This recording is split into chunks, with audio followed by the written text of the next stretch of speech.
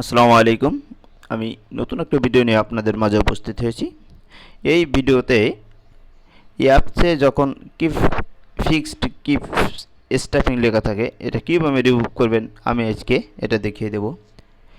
File manager যে অ্যাপসটা আছে, যখন আপনারা এটা ওপেন করবেন, অনেক সময় যদি কখনো এমন দেখা যায় যে ফিক্সড কিপস স্ট্যাম্পিং বা নট ওয়ার্কিং এমন লেখা থাকে, আপনারা কাজ করতে পারছেন না, এই অ্যাপসটা ওপেন হচ্ছে না, তখন আপনারা কী করবেন? এর জন্য আপনাকে যে কাজটা করতে হবে, আপনার মোবাইলের যে সেটিং অপশান আছে, ফার্স্ট সেটিং অপশানে যেতে হবে। এমন একটা ইন্টারফেস আপনি পাবেন। দেন নিচের দিকে আসবেন। নিচের দিকে এসে অ্যাপসের যে অপশানটা আছে, অ্যাপসে একটা ক্লিক করে দিবেন। অ্যাপসে ক্লিক করে ম্যানেজ অ্যাপস যে অপশানটা আছে, ম্যানেজ অ্যাপসে একটা ক্লিক করে দিবেন।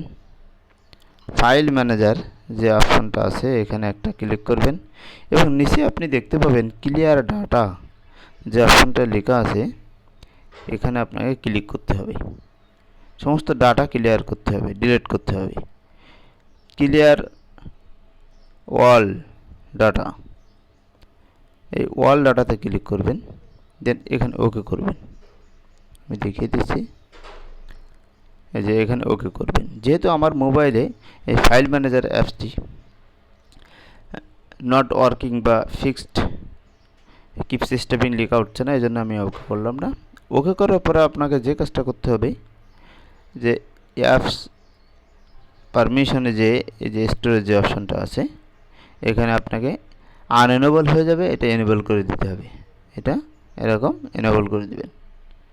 আশা করি ভিডিওটা আপনাদের অনেক হেল্পফুল হবে। Thank you all. আল্লাহ হাফিজ।